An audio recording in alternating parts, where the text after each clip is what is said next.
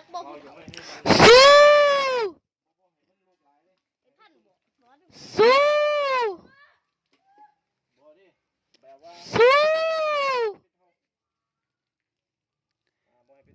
ไม่ให้เป็นเท่านะครับวันนี้เราจะทำปุ๋ยโอกาชินะครับส่วนผสมนะครับนี่ปุ๋ยคอกดินดำแล้วก็ EM กากน้ำตาล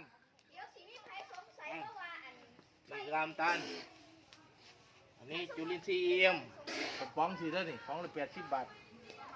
หัวเชื่อมันตัวนี้หมักแล้วผสมกากน้ำตาลแล้วอ้าวปุ๋ยคอกปุ๋ยวัวขี้แกบวัวดินดำปุ๋ยคอกประมาณ1 กระสอบดินดำประมาณ3 กระสอบนะครับแล้วก็ฟางแล้วมาเผาก่อนการเผาฟางเพื่อไม่ให้เป็นขี้เถ้ามีบ้องมีมารยาทเลยเส้นที่ดีเป็นท่าที่ทางสิท่าให้มันเป็นกิจลักษณะเนี่ย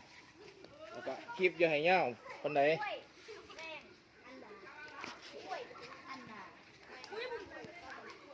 เพื่อไม่ให้มันเป็นผล